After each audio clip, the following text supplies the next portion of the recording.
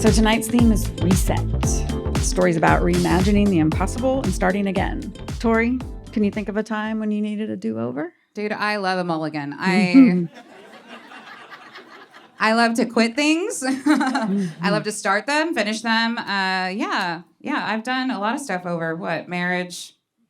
Not that I'm going to get married again. That felt like I just jinxed myself. I just got scared, PTSD. You ever done anything over? Divorce, baby. Damn. Yeah, best reset ever. Yeah. I love it. Let's all quit something together. You ready? Yes. We'll start over. Okay, we have 7. These are great, guys. We're going to get right into it. Can you make some noise like you're excited for me? Hell yeah. The first storyteller is Quinton Taylor-Garcia. Quinton's going to share a story about a time he had to learn to see things differently. Please put your hands together for Quinton Taylor-Garcia.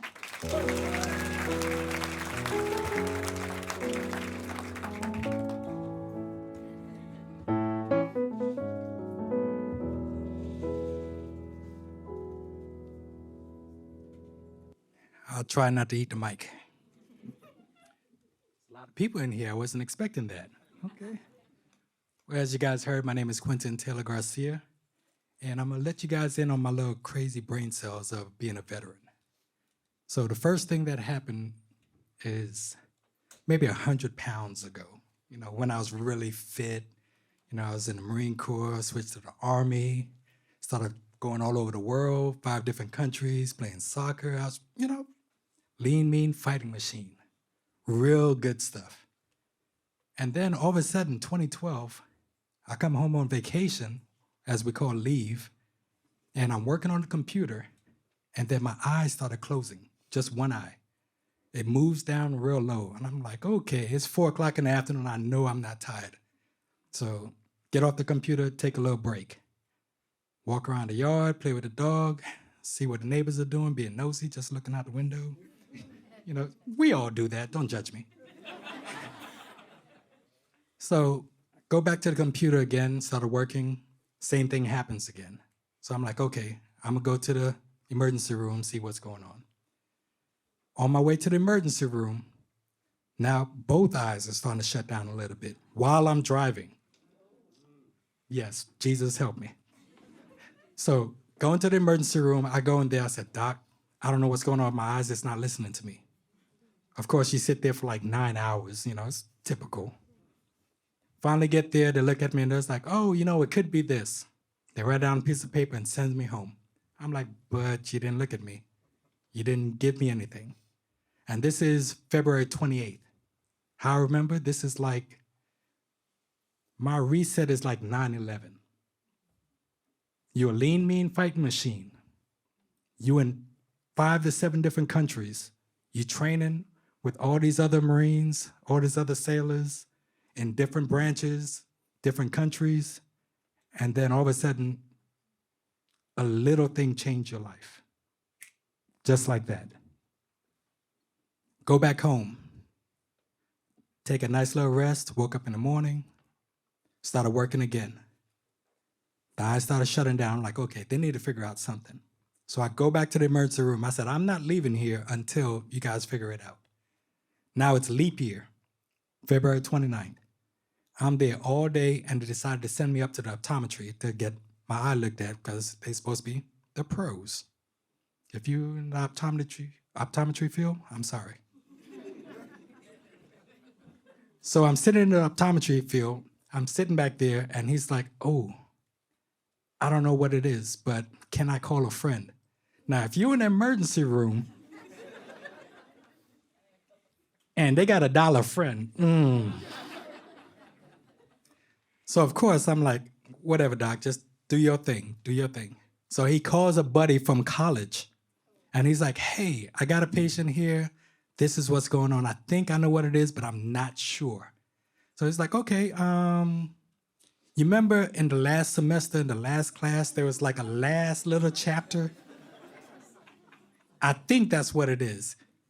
I'm sitting in the chair scared for life now. And I'm like, ugh, I hope he was in the top of his class because I might die today.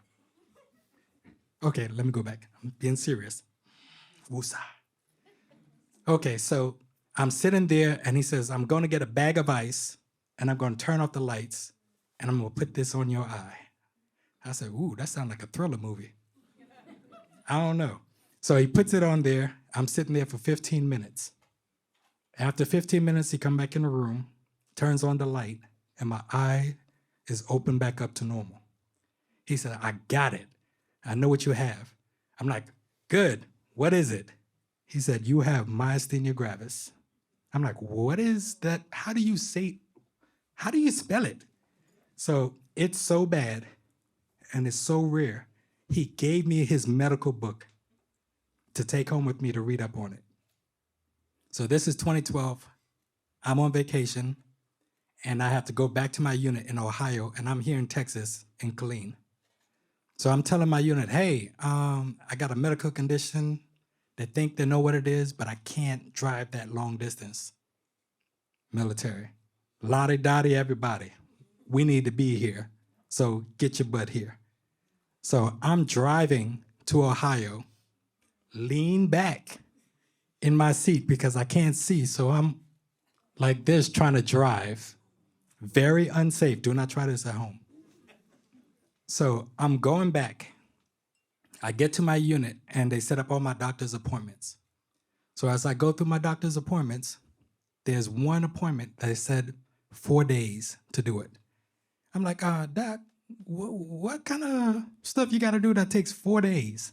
He said, we need to find out about your nerves.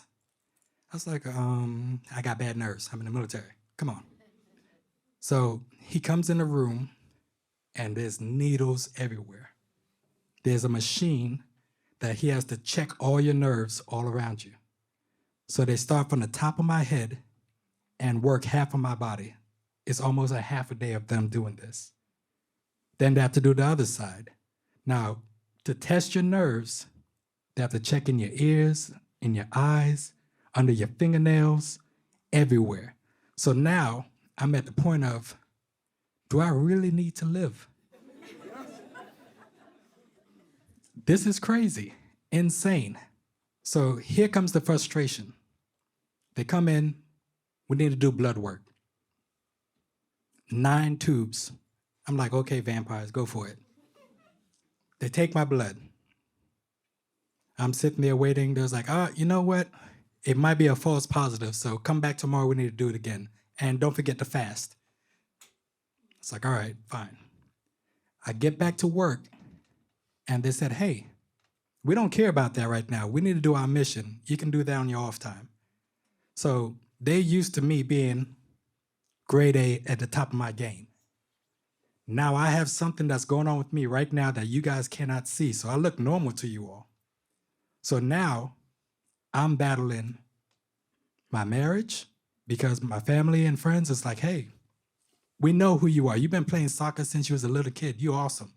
You're good. So that's not the problem. We all know the problem now. But to be honest, if you know anybody has a rare disease and they look normal, trust me, we are not normal. We have to deal with mental anguish. This is not even PTSD. You are dealing with people that don't believe you. Family, friends, neighbors, work. Nobody think you're like sick or anything. I get to California and my body crashes. I'm walking home with the rest of the soldiers. I step up on the sidewalk and I flop like a bag of potatoes. I cannot move. I cannot pick up my arms. I could only speak. That is where my life totally reset. I'm used to banking on my body. I'm running 3 to 6 miles. I got a 90-pound pack. I got my weapon. I have to make sure the people on the side of me is safe. I have soldiers I'm in charge of. And now they're seeing their boss that was in front of the line is now in the back. Hard to breathe, hard to see, hard to focus. And everybody thinks you're a liar. It is very difficult, very difficult. And for me doing this here and TPR doing this, I really appreciate it because I want y'all to know when your family and friends say, hey, there's something wrong with me, there is something wrong. Thank you.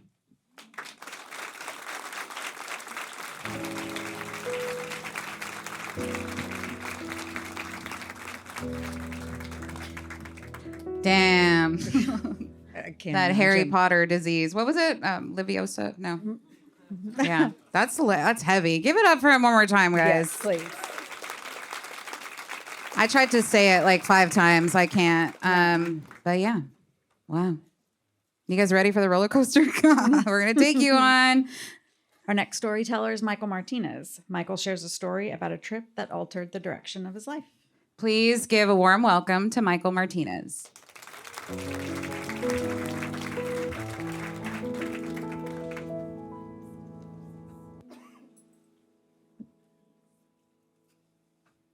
Saint Anthony, or San Antonio, is a saint of lost and found things. My life has almost been lost in the city twice. The first time was when I was born, because I was born very sick. In fact, the doctors told my parents to take pictures of my little baby body because my chances of survival were so low. The one chance I had was the advanced military-grade medical equipment they had at Brooke Army Medical Center here in San Antonio. So they put my baby body into a helicopter, rushed me through the sky to BAMC, as they call it, and that equipment indeed saved my life. And to this day, my mother calls me her miracle baby. We left Texas and raised me, family raised me in my mother's hometown, Ithaca, New York. It's far ways away. Thank you. Interesting place to grow up, really beautiful place, but this was the inception of a lifelong identity crisis because here I was, this guy born in Texas with a Spanish last name and around my mom's family, and I didn't really know who my dad's family was because for reasons having to do with the prison system and the criminal element of West Texas, I didn't really know my dad's side of the family.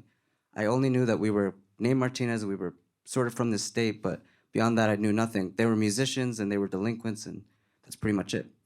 Which wouldn't be such a big deal, except anytime someone saw my name written, they would say, because this is Ithaca, New York, they would say, oh, Martinez, cool, mucho gusto. Where are you from? What part of Mexico is your family from? And that's great. Are you English speaking at home, Spanish speaking, citizenship status, all this kind of stuff? And it didn't really bother me, except that I had no idea what the deal was with my family. I only knew that we were musicians and from Texas and this kind of thing.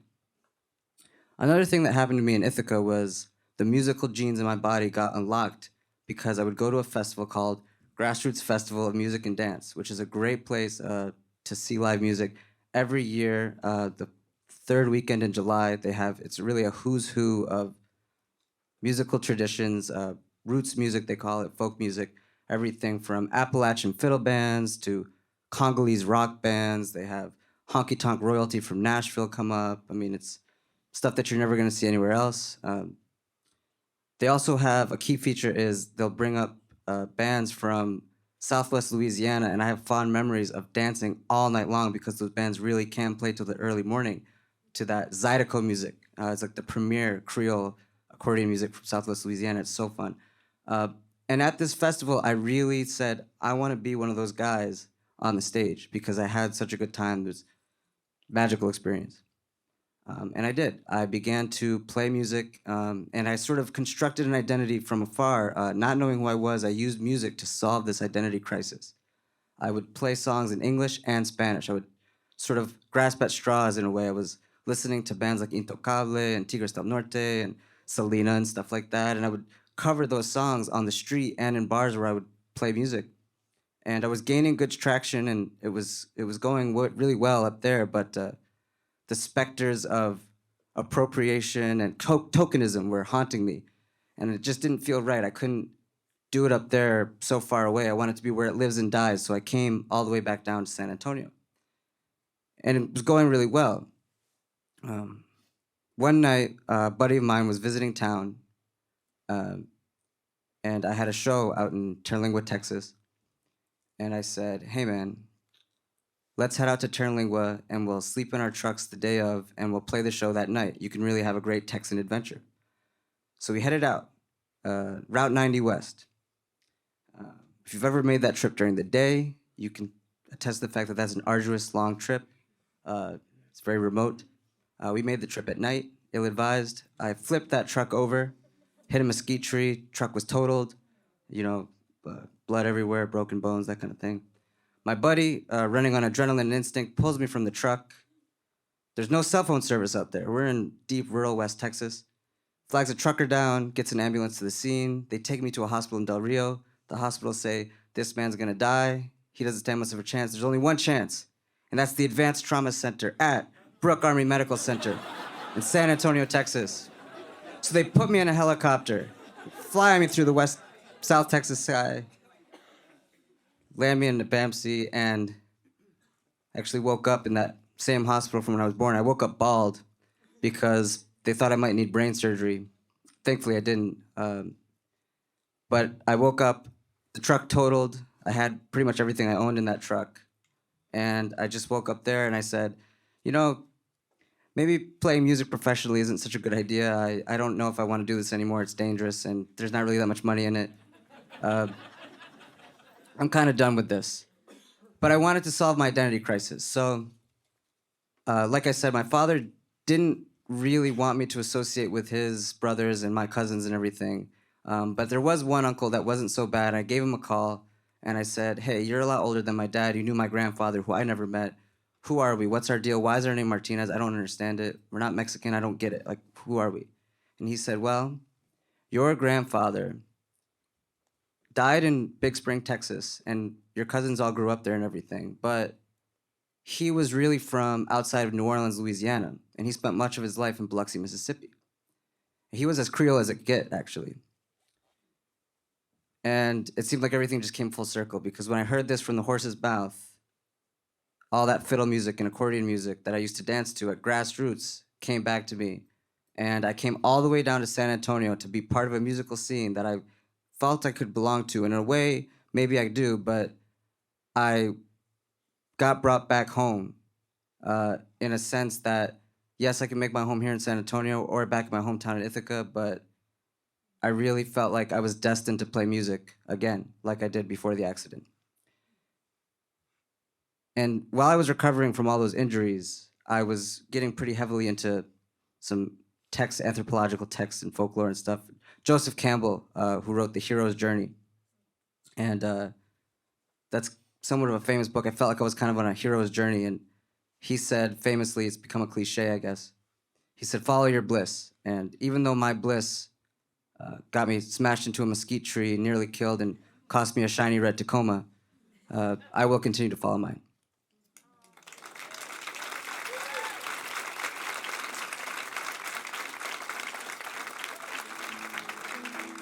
Man, talk about a reset. I know, right? And the car. The Yeah. car. That was your whole... 2 helicopter rides. Have you guys ever seen the helicopter rides that are like $5? That's what you have made me... I will never do that. Yeah, No. But No. I'm glad you're alive. Good job. Yeah, great job. Good job. It was a good job. Whew. Our next storyteller is Yvania Frausto.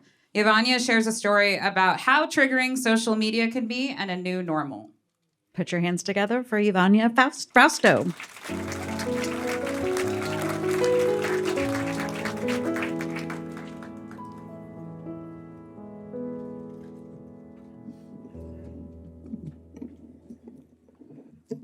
Hi. I was 19 in my first apartment, and I was scrolling through social media, I think Instagram, and a video popped up on my screen. It was trying to emulate how schizophrenics feel when having an episode. And I remember the black and white tiles on the floor were moving and waving, and patterns and colors were coming in and out, and I had this really uneasy feeling. So I put my phone down and I looked at my backsplash of my kitchen and I saw black and white tiles. And they started to move. And the caulking in between the tiles started to wave at me and taunt me. And then I looked at my plant and it turned from green to like a blue hue. And I felt sick, like I couldn't stand. So I got down on my hands and knees and I tried to crawl to my couch, but I couldn't quite prop myself up on it. So I just laid there next to the coffee table. And I tried to unlock my phone, but the Face ID wasn't working because even though I hadn't noticed it, I had been crying so hard that my eyes had swollen shut. And so I held the side button down and I said, "Call mama." I was 18 when I got diagnosed with being bipolar type 2. It was a happy diagnosis because I finally knew what it was.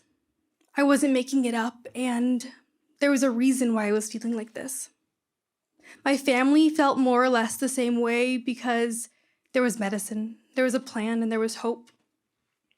But they were also scared, just like I was, because not everyone knew exactly what bipolar meant, or at least for me.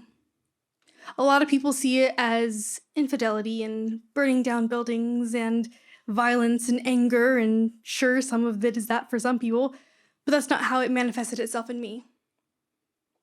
For me, I had ups and I had downs. My ups consisted of, sure, buying myself Tiffany jewelry when I had a paycheck, but also staying up for 2 to 3 days and feeling like I'm the top of the world and no one can hurt you, but you can be hurt. This energy vibrated through me and I felt like I could feel everything and nothing at all. And then on my downs, I felt nothing and everything in the exact opposite way. I stayed in bed for 2 to 3 days. I got fired from jobs because I kept calling in because I felt like I couldn't get out of bed.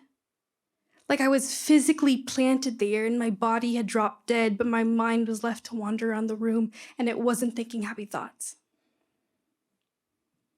So now I'm laying on the floor in my apartment and I'm telling my phone something is wrong. My mom took about 30 minutes to get to my apartment. It was a while because I wanted to move far away from my family for my first apartment and be independent. But now I needed her, just like she said I would. And she told me I needed to go to the hospital. So she took me and I got wheeled in on a wheelchair. And I expected to be taken to the back and be told I was having a seizure or a heart attack or something and be pumped full of tranquilizers and I'd wake up in 2 days with some red Jell on my bedside table and feeling better than ever. But that's not what happened. Instead, the nurse slowly typed my symptoms out on her computer and she never looked me in the eyes. For the 8 hours I was there, no one looked me in the eyes. In that waiting room, mothers and daughters screamed and cried in pain. And they didn't take any of us seriously. They didn't take care of us until a bed opened. We weren't people or patients until a bed opened. And I can see why they might not want to take care of me right away. I mean, they couldn't see what was wrong with me. They couldn't feel it. They couldn't patch it up with gauze and tape. And nobody really cares until we hurt somebody or we hurt ourselves. Are you a harm to yourself or others? They would ask me.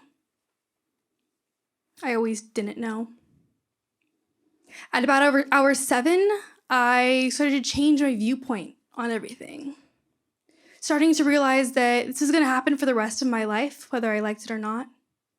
And I better get used to it because the minute that bipolar came out of that doctor's mouth, I knew my life was written for me on a dirty napkin.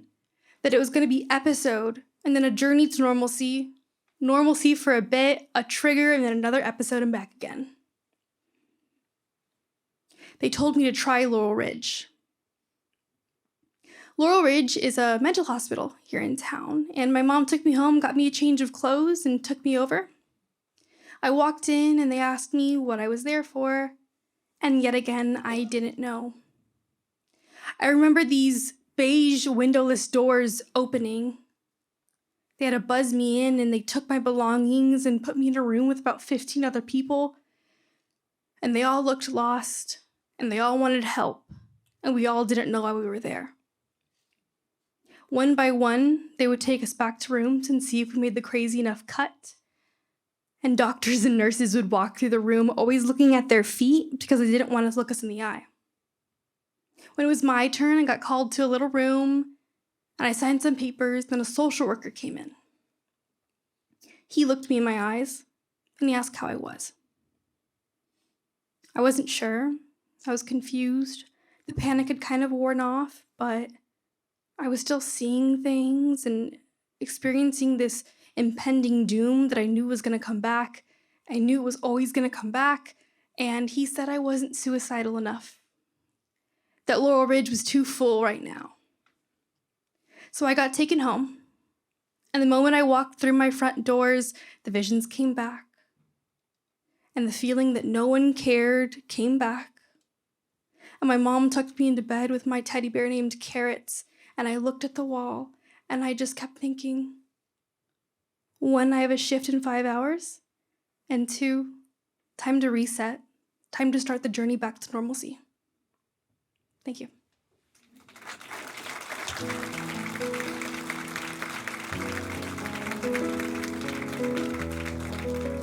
One more time, let her hear it again.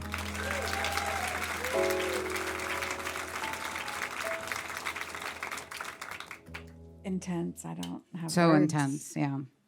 And also makes me kind of think a little violent thoughts about those people that you encountered. Absolutely. Yeah, but we don't do that, right? We don't, yeah, No. it's fine. Right? Why don't you guys agree with me? That was weird. A little bit of, okay, it's fine. Whew. Okay. Our next storyteller is Elaine Lang. Elaine shares a story about how it took a game of bowling to begin again. Guys, please welcome Elaine Lang.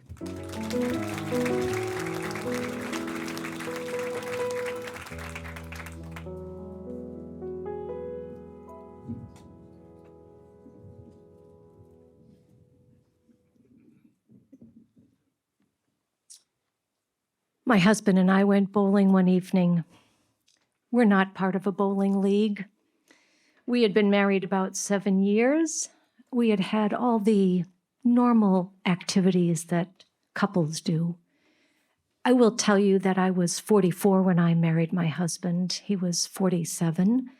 A second marriage for him, first for me. And we did all the typical conversations that one has in a marriage. Work, of course. Hobbies, of course. Things to do to relax and have fun, watch TV, go to movies, go out to dinner. And of course, conversations about family. My husband brought to the marriage a grown son and a grown daughter. And they lived back in St. Louis. And we, of course, are in Texas. And you might hope that at 44, I had a lot of maturity and wisdom about life. I wished I did. But I came to the marriage with so many expectations about communication. And after a few years of the marriage, the stress fractures were there. And you know what stress fractures are like. You can't really, the bone isn't broken, but the cracks are there, just waiting for one good thing to snap it open. And so I tried my best. I was like, I will read books. I will talk to friends and family. I will talk about what communication is to me in a marriage. He sits on the sofa. He asks me questions, deep and penetrating. How do you feel about that? Tell me more. I want to know every detail of all your feelings. Whereas my husband is an introvert, and he is so happy in the garden, alone, with rocks and mulch and fish emulsion, things that make no sense to me.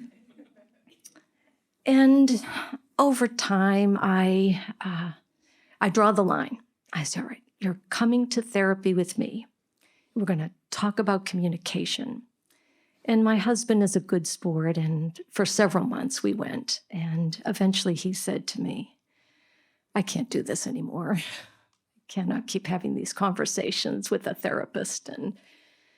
And you know, I thought to myself, well, it's not like I was having a great time either, but, you know, you do what you have to do. And at that very same time that he was letting go of the whole how we're going to deal with communication, his daughter called us. She is 29 and recently been married. It was right before Christmas, and she said to us on the phone, "I have stage 4 breast cancer." And so we went to St. Louis and spent time with her. And of course, that, as many of you know, that's a whole journey. Double mastectomy, chemotherapy, radiation. And one would hope that we would have come more together in that crisis. And we did for a little while. And then my husband needed to spend a lot of time with his daughter, of course, and she needed her dad. And so he spent a lot of time in St. Louis, and I stayed back in San Antonio. And we struggled. I wanted to be a supportive spouse, but I felt like I was the only person not in the family. And so eventually, after lots of thinking and planning and reading and getting wise people to talk to me, someone said to me, "Why don't you just back off a little bit? Just stop expecting so much of your husband right now and see if you can find some things to do that will just allow you to relax together."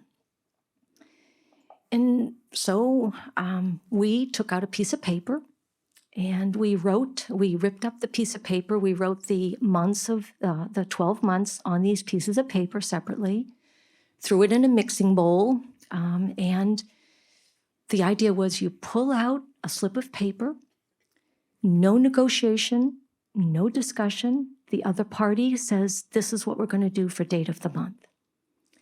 And the other party goes along.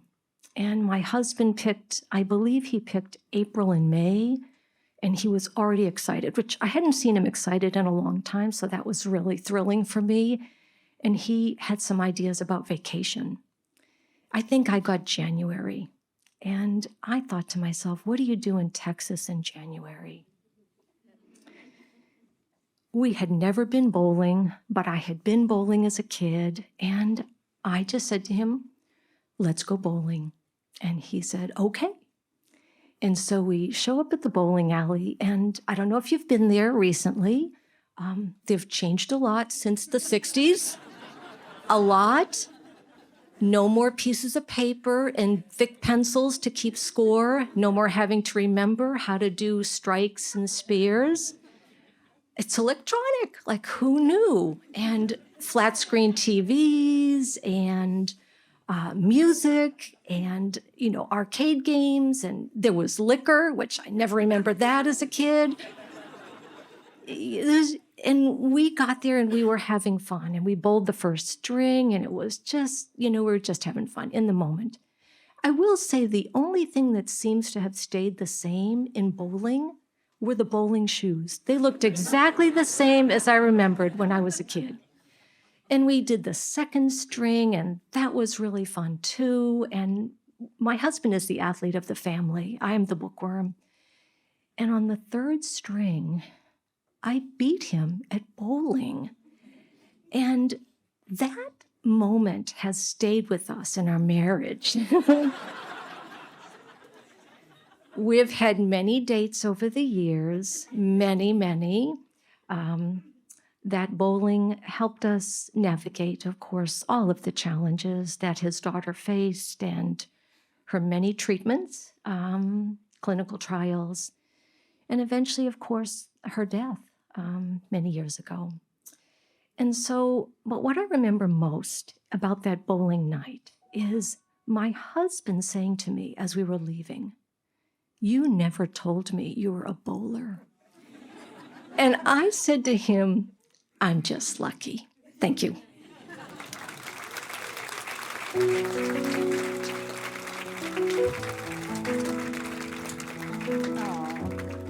I just like her winning. That's my favorite part. Just have a little record up there. Guys, could you please give all the storytellers you saw another round of applause? It's such a big thing, and life is such a beautiful gift, and I'm thankful that you guys got to tell that. Our next storyteller is Joscelyn Laurence. Joscelyn shares a story about finding her way through a tremendous loss. Please join us in welcoming Joscelyn Laurence.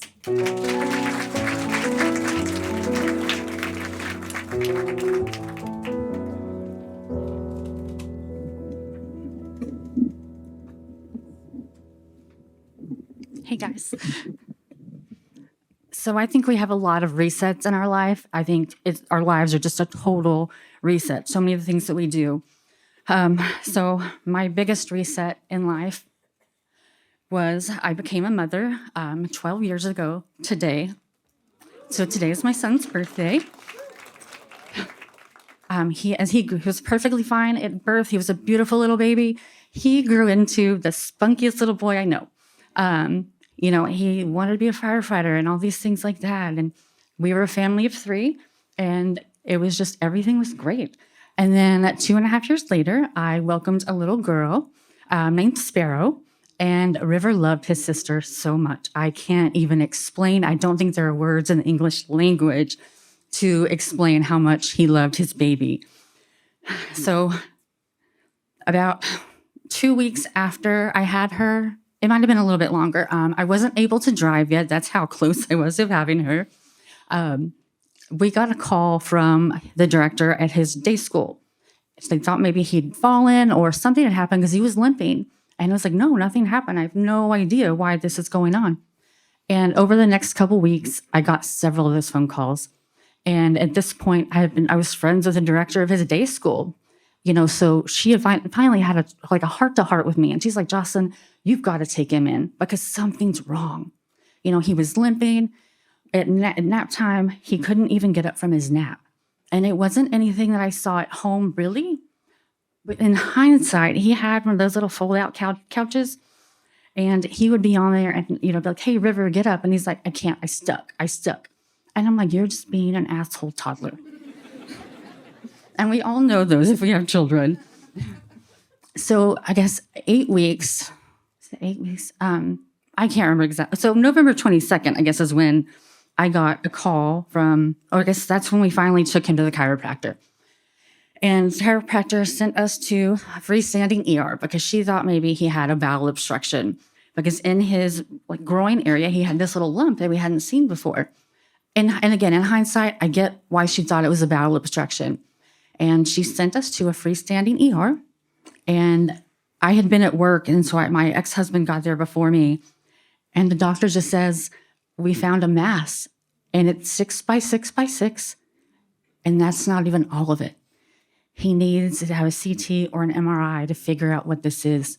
And I think we got really lucky. The universe was on our side.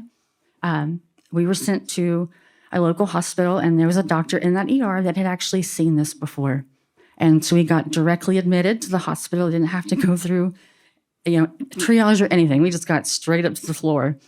And the next 72 hours, I don't even know the timeline. I can't tell you the exact things, but that Saturday night, November 22nd, we were told that our son may have cancer. And when the doctor came in the room, my mom's a nurse. I know a lot about medical stuff, so I knew exactly what that doctor meant when he said that the mass was malignant. And he wasn't 100% because he's not an oncologist, but that's what he felt like it was. Later on, I found the same doctor had diagnosed another little local boy that also had neuroblastoma. So we stayed in the hospital until Wednesday. We were allowed to go home for Thanksgiving, and on Black Friday, we started treatment. The next 2.5 years, I traveled with him. We hit every children's hospital in town. We went to Cook Children's in Fort Worth. We eventually ended up in New York. And, all those years of radiation and chemo and just everything that he was going through, it wasn't fair for a little boy to have to fight for his life. When I think about all the things that we have a book for, we have, especially when you're pregnant, you have what to expect when you're expecting. And I feel like it goes up to age 5. So I feel like after age 5, we just have to figure it out. And I'm just thinking about how spunky he was and at that age. We had a lot of fights in the hospital with being poked, or one day he wanted Superman or Batman, and our local San Antonio Fire Department came up to see him. Because like I said earlier, he just loved the fire service so much, so much. And that 2.5-year mark, he was not deemed cancer-free, but his tumor had matured, so it couldn't spread anymore. And that was pretty good news, because he wasn't cancer-free, but his cancer wasn't active, so it couldn't spread anymore. And like I said, we have all these books for how to raise your children, different ways of parenting, and you can get on YouTube, and now you can do plumbing on your house. You don't need a professional to do it. But there's not a book to really tell you about what cancer looks like in a kid. There's definitely not a book to tell you how to handle it when that child dies. On June 15th, 2017, my son took his last breath in my arms. It was the most beautiful but scary thing I think I've ever done. If you've ever seen somebody die, there really is a light in their eyes until they're really gone. And I saw that in my son. And now I have tried so hard to educate more people, because I didn't know about pediatric cancer as an adult. I never met anybody. Nobody's kid had it. So now, what do you do? I've started being an advocate for awareness for childhood cancer, because our federal government only gives 4% of money raised to children with cancer. The adults get all the money. But it's interesting, because the longer a child lives, they're going to make more money off them, because they're probably going to get another cancer. It's a brutal world in pediatric cancer. And I've seen so many children go way too soon. So even his death was a reset. It's, I think, the biggest reset I've ever had, because it was beautiful birthing him, and it was also beautiful leaving him. He will always be a part of me. I even have his name tattooed in his handwriting. But like I said, he's always with me one way or the other. And that was the best 5 years of my life, knowing him. I think everybody who got to meet him was touched by him. When we were in New York for our final treatments, he ended up getting sworn into the FDNY. And even some of his local friends were like, oh yeah, he's not young enough to be a firefighter. What they said in New York, I can't even remember. we signed him at, he is now an FDNY firefighter. And they still see us when we go. But like I said, that was the ultimate reset, is losing a child. So rest in power, River Bear. Thank you.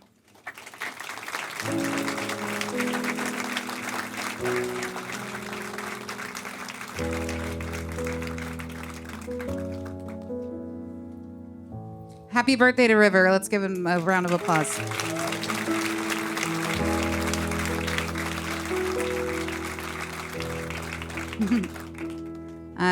I met Joscelyn when she bullied me into shaving my head for children's cancer. And I did that shit. I raised like $5,000, so. Yeah. But I'd do it again for you, honey. Thank you so much for sharing your story. Thank you. All right. Holy shit. Okay. I need to reset really quickly. Yeah, no kidding. All right. Our next storyteller is Sarah Loyd. Sarah shares a story about a change of heart and the healing power of carbs. Please give it up for Sarah Loyd.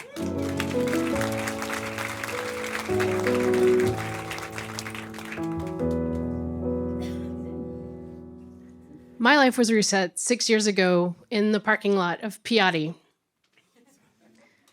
My husband of 12 years and I had been fighting a little more than usual, and I chalked it up to having an 8-year-old and 2 teenage foreign exchange students living in our house.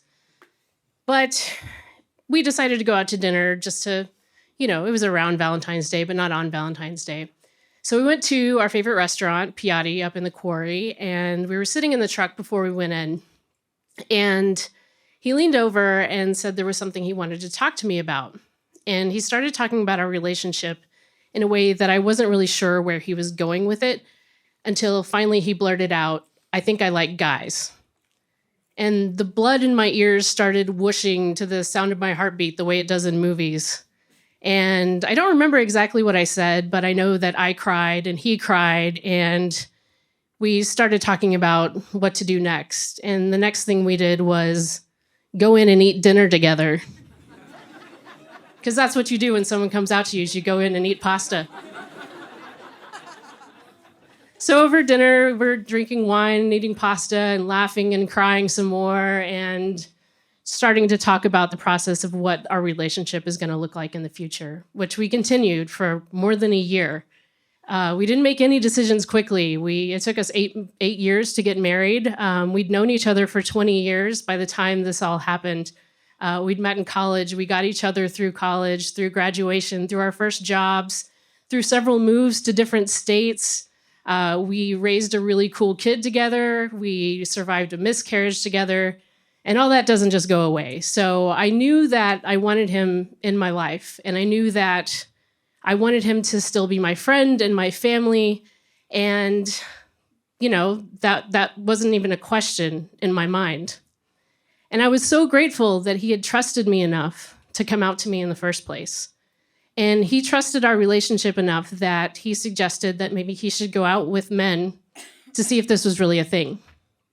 And spoiler alert, it was really a thing.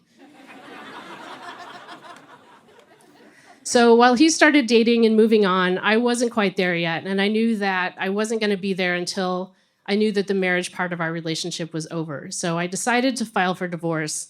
And that's when things started getting really weird. And the first thing I did was Google friendly divorce.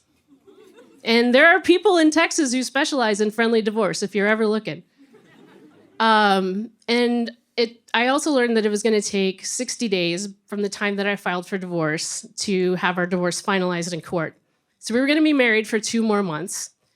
But once I filed, I felt this weight lift off of me, and I thought, okay, I'm ready to move on. At least I thought I was ready to move on. There was this whole world of online dating that didn't exist when we'd met 20 years before. And I stumbled into this thing called Tinder, which was a total shit show.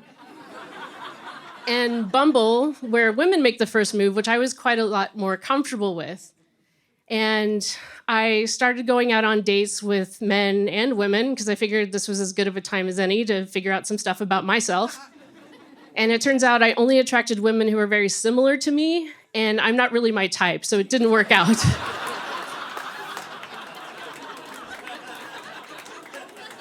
The really odd thing about dating when you're still living with your soon-to-be ex-husband is we had to schedule our dates around each other.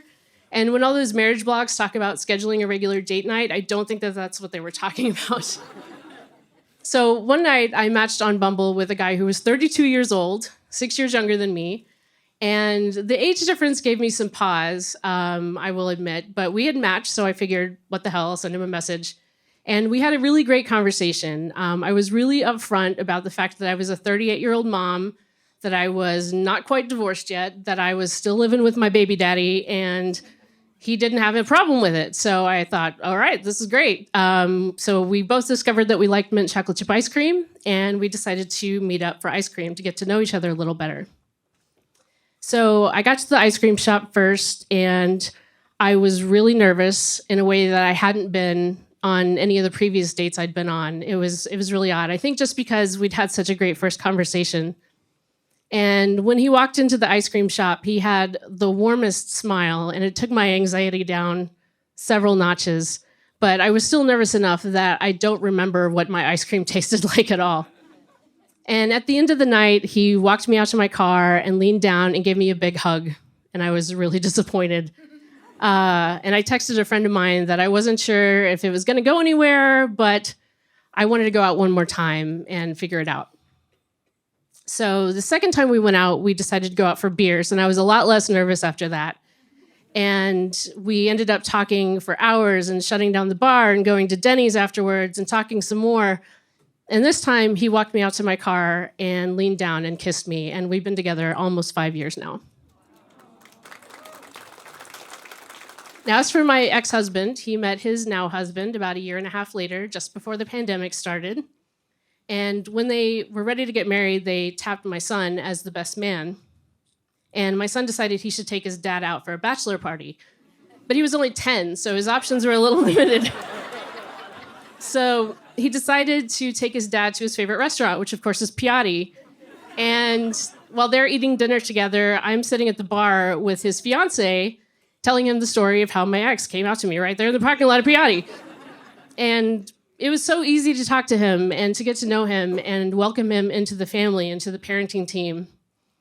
And they got married, and my boyfriend and I went to the wedding, and I gave a toast. Nobody threw me out, but I did cry again. And since then, we've gone camping together. We go to brunch together. We got together to bake Christmas cookies in December. And people ask me, how is it that you guys get along so well? And honestly, I can't remember what things were like before we reset our family. It feels like our family was always meant to look this way, and we're both so much happier and more ourselves. And it's just been such a blessing for us to come out on the other side. My mouth is so dry right now, y'all. I need a beer really bad. So in September, we went out to dinner at Piatti for my ex-husband's birthday.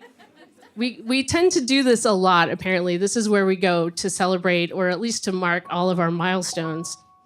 And I looked around the table, and it's my boyfriend, my son, my ex-husband, his mom, his sister, all sitting around the table. And I realized this is exactly what I wanted my family to look like. Thank you.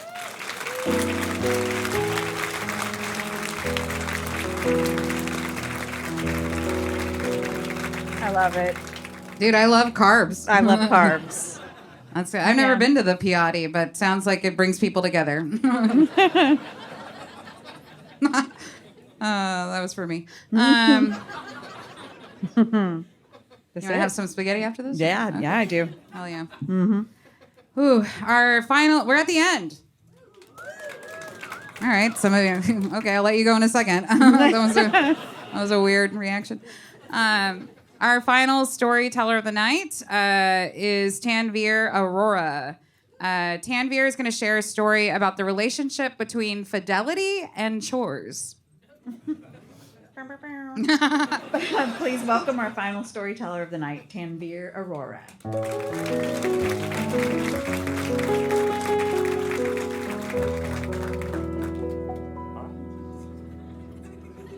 Options, it's okay. All right.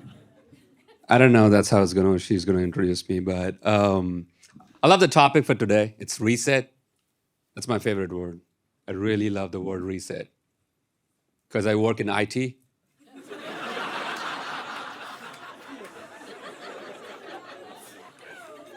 Hey, you got a problem? Have you tried resetting? It's great. It is great. Oh, so speaking of which, let me talk to you guys about my childhood. It was me and my older brother. And I used to be really jealous of him. And no matter what parents say, there's always a favorite child in the family. There is, right? And my brother was a favorite child because he received the best of things, like the best of clothes, best of toys, best of shoes. Like I remember my parents would gift me lame things like board games and card games, which quite honestly was a gift for the entire family, not just for me. And I remember my brother getting real fancy remote control cars. And I remember this one time on his birthday, he got a smartphone. And that year for my birthday, I received a screen protector. And this stuck with me because at that time I asked my mom, like, what do I do with it? And she was like, just put it on your brother's phone.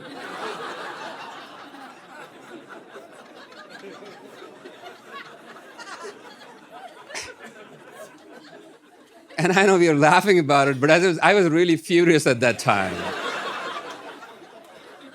Like I had decided whatever my brother has, I'm going to start snatching from him, you know? Like I started wearing his clothes, I started wearing his shoes.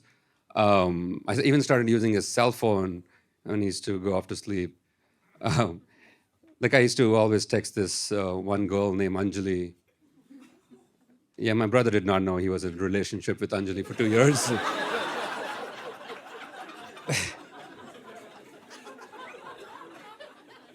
But okay, jokes aside though, this one time I remember, this was years ago, my mom was trying to set up an arranged marriage for my brother, and she shows him this picture of a beautiful girl, and I look at it. My brother looks at it and he goes, "Wow, I'm ready to marry her." And I snatched the picture out of his hand. I was like, "No, I'm not gonna let this happen." And if you believe it or not, that's how I got married to my wife. Just out of spite. This is it.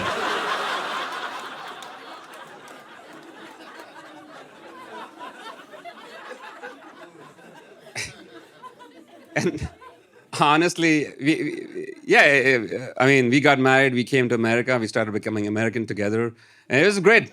It was great. That wasn't even a joke, but no, we used to have a lot of fun. In fact, I feel like we never had any fights. Like it was such a good relationship. Like I remember we only had like a handful of fights. Like the first one I remember was we were in the bedroom, and for the lack of better word, we were doing it. It's allowed in my culture too, right? So, and there was this one moment in the middle of it.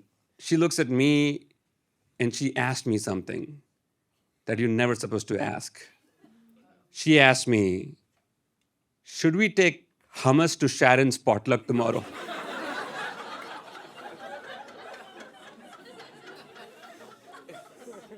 And I was so mad at her. I was like, "Why will we take hummus? We're Indians. We'll take chicken tikka masala or something." You know?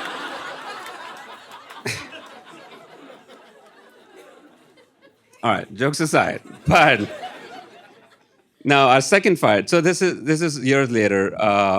I started doing stand-up comedy, and honestly, comedy helped me open my mind a lot, and it helped me learn about myself, including my sexuality. I experimented with a man, and my wife found out. And that was a big fight. So much so that she decided to stop doing dishes, which is big in my culture, I'm telling you. The second time this happened and she caught me, she stopped doing laundry. I just had to buy more clothes now, but the third time this happened, though, she was like, "I'm running out of chores to stop doing." So, no, we decided to separate. That was the decision. In fact, this time, she found a picture of me with another man. Not like a regular picture, like, yeah. So, but you know what? She actually sent that picture to my mom. That's the worst way to come out to your parents, I would say. And I could have lied to my mom at that time. I could have been like, "Mom, it's not me, it's AI." But then I was like explaining AI to my mom.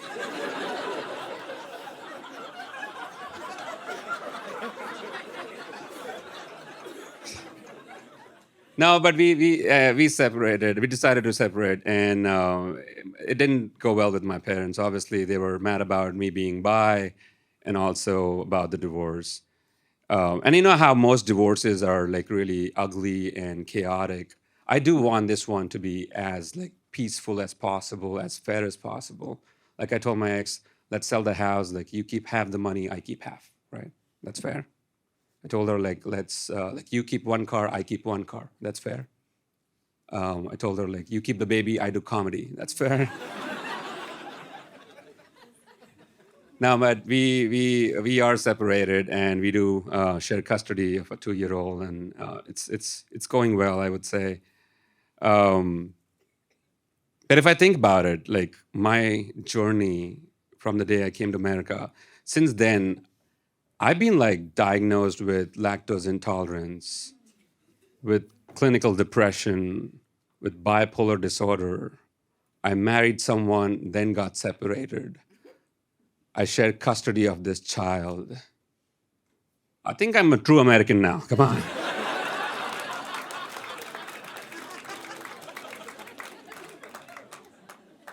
Oh, and I forgot, and I sucked a dick. I am more. I can't be more American than that, right?